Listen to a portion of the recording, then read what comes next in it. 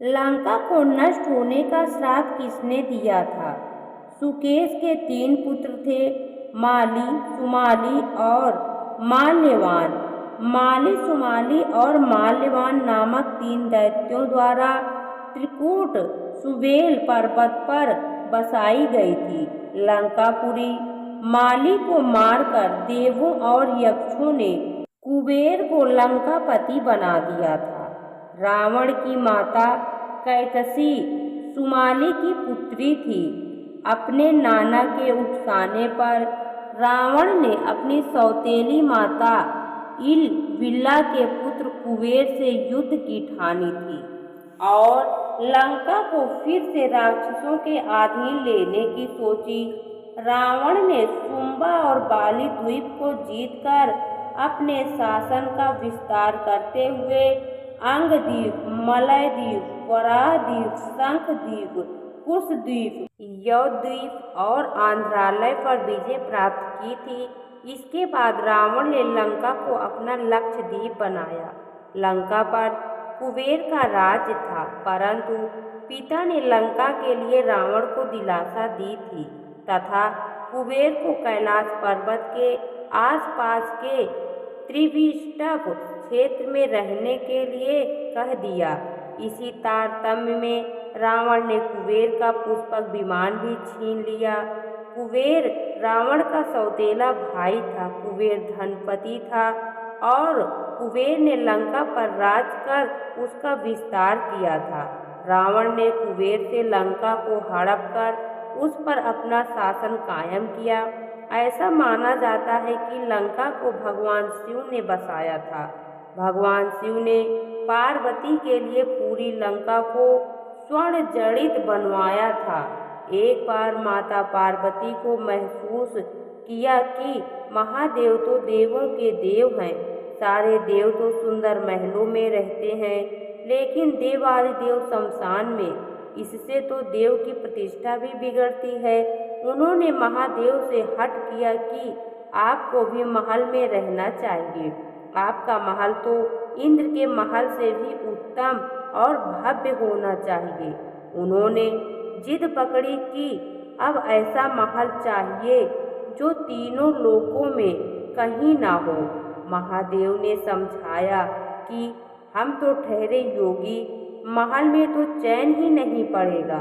महल में रहने के बड़े नियम विधान होते हैं।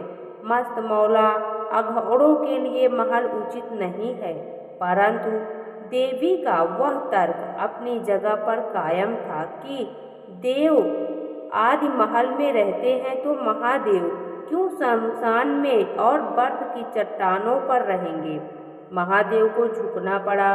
उन्होंने विश्वकर्मा जी को बुलवाया। उन्हें ऐसा महल बनाने को कहा जिसकी सुंदरता की बराबरी का महल त्रिभुवन में कहीं ना हो। वह ना तो धरती पर हो, ना ही जल में हो। विश्वकर्मा जी जगह की खोज करने लगे। उन्हें एक ऐसी जगह दिखी जो चारों ओर से पानी से ढकी हुई थी। बीच में 3 सुंदर पहाड़ दिख रहे थे। उस पहाड़ पर तरह तरह के फूल और वनस्पति थे। यह लंका थी।